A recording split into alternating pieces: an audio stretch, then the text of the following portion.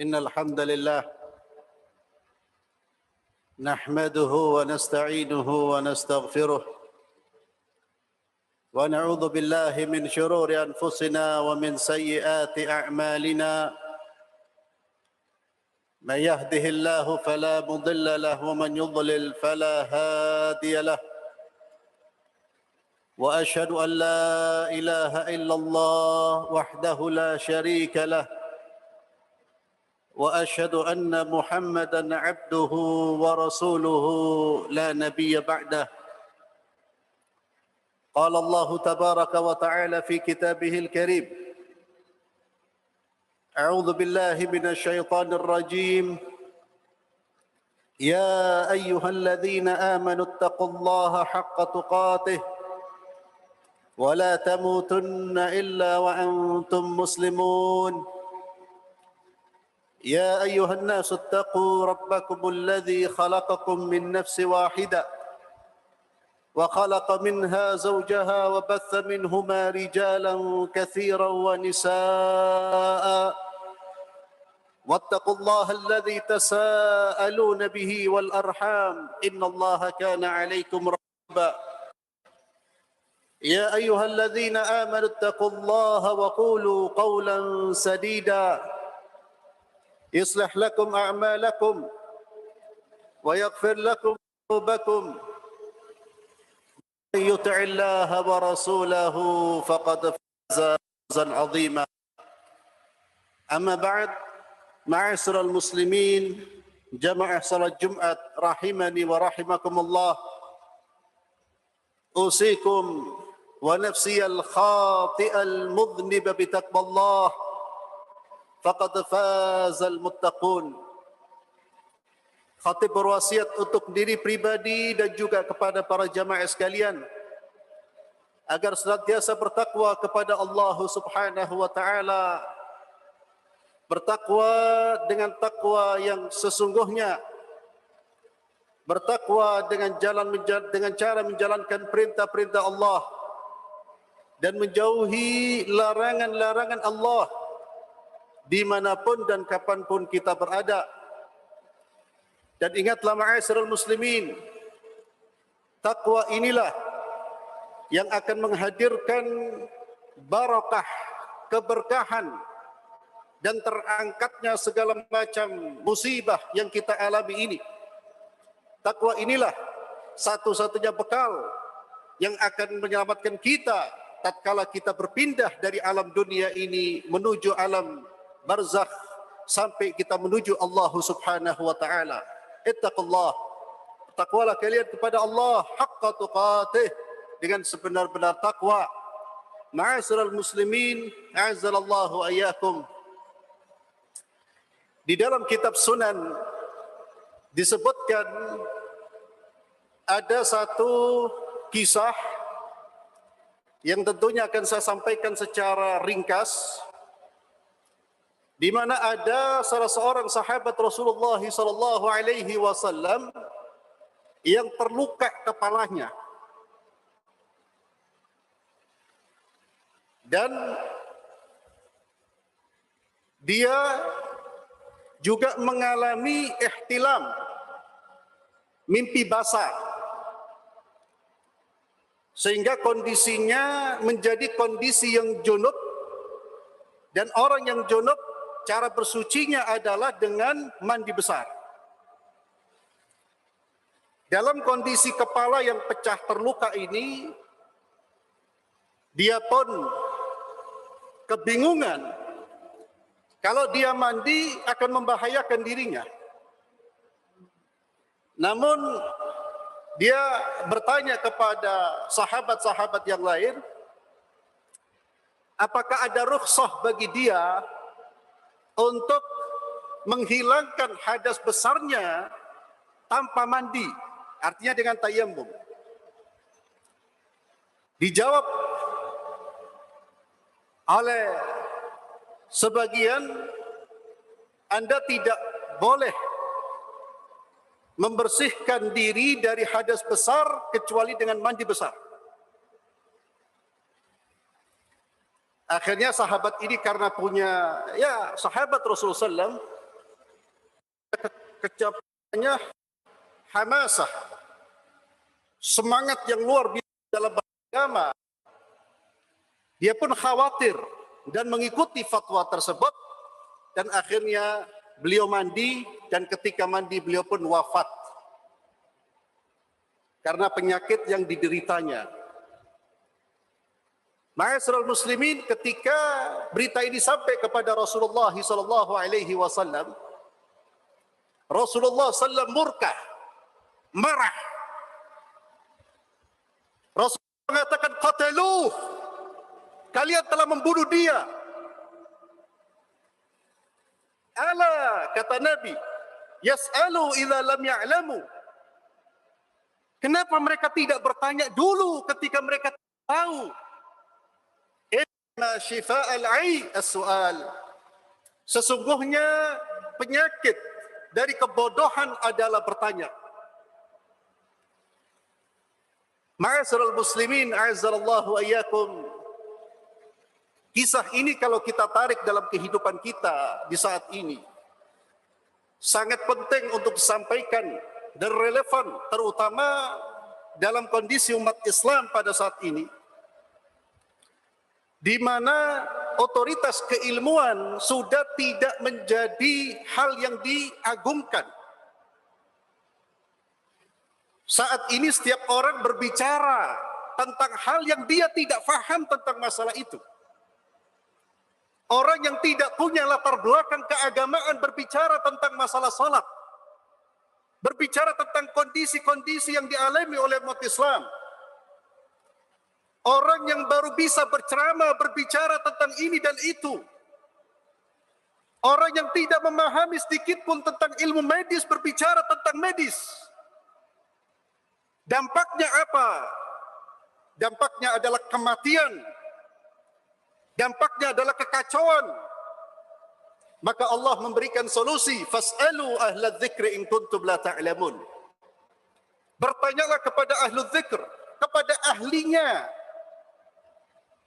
Soal agama kembalikan kepada pakar, bukan orang yang baru belajar membaca Al-Quran atau yang bisa berkhutbah seperti saya. Pakar. Siapa pakar itu? Yang latar belakang keilmuannya adalah keilmuan fikih agama. Dia punya keilmuan yang kuat, basis yang kuat. Itulah yang bisa menentukan. Fas'alu ahla dzikri. Anda butuh penjelasan tentang penyakit? Tanyalah kepada ahlinya, ahli medis. Demikian seterusnya. Ini adalah petunjuk dari Allah Subhanahu wa taala yang hari ini kita langgar. Orang bertanya kepada orang yang bukan ahlinya, yang ditanya mohon maaf tidak tahu diri. Ini penyakit yang berbahaya juga. Virus tidak tahu diri. Dia tahu bahwa dia bukan ulama, bukan ahli medis, tapi berbicara. Dari mana Anda tahu? Dari WhatsApp. La haula wa la quwata illa billah. Ini bukan ilmu, ma'asyiral muslimin. Ilmu itu Anda belajar dengan pakarnya, sekolah, itu ilmu. Kalau kita tidak pernah belajar, tidak tahu, kita katakan wallahu wa rasuluhu alam. Silahkan kita memilih, oh saya berpendapat ini, silahkan. Itu hak kita. Oh saya mau pakai ini, oh saya tidak mau pakai ini, silahkan. Tapi jangan pernah kemudian memosisikan diri kita seolah-olah kita adalah orang yang ngerti, orang yang ahli. Kalau kita sudah sampai pada posisi seperti itu, memosisikan dia seperti itu, kita terkena penyakit tidak tahu diri, dan ini berbahaya. Maka ma'asyiral muslimin, fatwa-fatwa, komentar-komentar, keterangan-keterangan yang timbul, yang bersumber bukan dari para ahlinya, itu seringkali justru tidak menyelesaikan masalah, tidak memberi solusi, tapi justru menjerumuskan umat. Sebagaimana kasus yang terjadi di zaman Rasulullah SAW. Dan Nabi marah. Sahabat yang dimarahi Nabi itu sahabat yang berjihad di jalan Allah, yang salat 5 waktu. Tapi ketika mereka berfatwa dengan fatwa yang tidak mereka kuasai, mereka berani berbicara, Nabi pun murka. Ini pelajaran penting yang saya kira sangat penting difahami oleh umat Islam. Maka pesan yang ingin saya sampaikan, yang pertama, fas'alu ala dzikrin kuntum la ta'lamun. Carilah pakar para hadirin. Orang yang ahli betul. Dia ahli dan dia punya komitmen keislaman. Anda bicara tentang virus, carilah ahlinya. Banyak saudara-saudara kita. Anda bicara tentang fikih, jangan tanya ustadz seperti saya. Ustadz bukan ulama, belum tentu ulama. Pakar, cari mereka. Belum ketemu, berarti kita tidak boleh berfatwa, tidak boleh nge-share apa-apa di dalam WhatsApp kita, ma'asyiral muslimin, sehingga agama kita terjaga. Ketahuilah bahwa keselamatan kita tidak hanya melaksanakan sholat. Tidak hanya melaksanakan sholat di saf pertama lalu kita seolah-olah sudah aman dari neraka. La. Keselamatan kita juga keselamatan berbicara. Tergantung keselamatan berbicara, tergantung keselamatan bertindak, tergantung keselamatan berkomentar. Itulah yang diingatkan oleh baginda Muhammad sallallahu alaihi wasallam di dalam hadis Mu'adz. Ketika Nabi menjelaskan tentang hal-hal yang memasukkan orang ke dalam syurga, Nabi menyebutkan melaksanakan rukun Islam, tauhid, kemudian melaksanakan salat-salat sunnah, salat malam, sedekah. Itu pun belum cukup, ma'asyiral muslimin. Nabi pun berkata kepada Mu'adz, "Ya Mu'adz, semua itu bisa menyelamatkan Anda jika Anda mampu menjaga satu hal." Apa itu? Lisan. Maka berhati-hatilah ma'asyiral muslimin. Jangan sampai kita menjadi orang-orang yang justru menimbulkan masalah, bahkan mengorbankan orang gara-gara kebodohan yang tidak kita sadari. Ada masalah, tanya kepada ahlinya, itu petunjuk Al-Quran. Yang kedua yang ingin saya sampaikan, ma'asyiral muslimin, mari kita bersama-sama menyadari diri posisi kita, menyadari diri siapa kita, atau bahasa lainnya tahu diri. Jangan menjadi orang yang tidak tahu diri.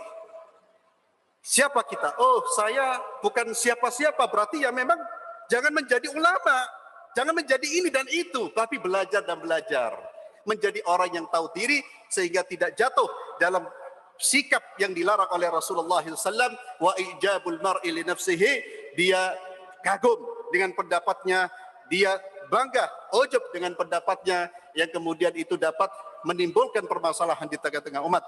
Barakallahu li wa lakum fil Qur'anil azim, wa nafa'ani wa iyyakum bima fihi minal ayati wa dzikril hakim, wa taqabbalallahu minna wa minkum tilawatahu innahu was-sami'ul alim. Alhamdulillahi rabbil alamin. والصلاة والسلام على أشرف الأنبياء والمرسلين نبينا محمد وعلى آله وصحبه أجمعين وبعد. معاشر المسلمين rahimani wa rahimakumullah. Ciri orang yang tidak tahu diri saya sebutkan dua. Yang pertama, berbicara bukan pada keahliannya, memberikan komentar pada hal-hal yang dia bukan ahli di dalam bidang tersebut, maka orang tersebut adalah orang yang tidak tahu diri. Yang kedua adalah orang yang tidak tahu diri adalah orang-orang yang meremehkan, merendahkan para pakar, yang sadik, yang jujur, meremehkan para ulama. Mereka-mereka yang berani mengatakan, oh itu ulama itu tidak ada dalilnya, itu mazhab tidak ada dalilnya, tidak ada hadisnya. Ini orang nggak tahu diri. Ini juga terjadi di kalangan kita. Ujub, baru belajar sedikit sudah ujub dia. Menilai para tokoh, ulama-ulama yang berkhidmat untuk Islam dengan penilaian yang merendahkan. Itu orang tidak tahu diri. Cirinya ada banyak saya kira, tapi dua hal itu, ma'asyiral muslimin. Berbicara bukan pada ahlinya dan gampang meremehkan, merendahkan orang yang lebih berilmu dari dia. Oleh karena itu, terapinya yang pertama, tahan diri dari berbicara kalau kita tidak betul-betul faham tentang masalah yang kita bicarakan. Kalau beritanya, ilmunya sekali lagi dari medsos, itu bukan ilmu. Mohon maaf. Medsos ini bercampur, Pak. ada barang rongsokan, ada sampah, ada mutiara bercampur. Saya tadi sebutkan di khutbah yang pertama, ilmu itu dari ahlinya. Ada sekolahnya, ada lembaga, ada otoritas keilmuannya, itu ada. Hormati itu. Kembali ke situ. Yang kedua, ma'asyiral muslimin, kalau kita punya pandangan yang berbeda dengan saudara-saudara kita, apalagi dengan ulama, maka rendahkan diri kita di hadapan mereka. Sekalipun kita berbeda, kita mengatakan bahwa mereka punya dalil, bisa jadi pendapat mereka benar. Sehingga kita tidak jatuh pada sikap tahu diri. Dan yang terakhir, agar kita tidak terjebak dalam virus tidak tahu diri ini, ma'asyiral muslimin, kalau kita ingin betul-betul menjadi orang yang terhindar dari tidak tahu diri, bergaullah. Bergaul dengan para ahli yang kita inginkan. Bergaul dengan para ulama, bergaul di majlis-majlis mereka, bergaul dengan buku-buku mereka, bukan bergaul sekali lagi dengan medsos. Bergaul dengan medsos, bahaya. Anda ingin tahu tentang ilmu medis, bergaul dengan para profesor, doktor, bergaul. Anda punya pandangan, diskusikan. Itu muslim, ma'asyiral muslimin. Jadi itu yang nanti ketika kita bergaul dalam komunitas mereka, kita akan sadar, oh ternyata memang ilmu saya itu hanya setitik.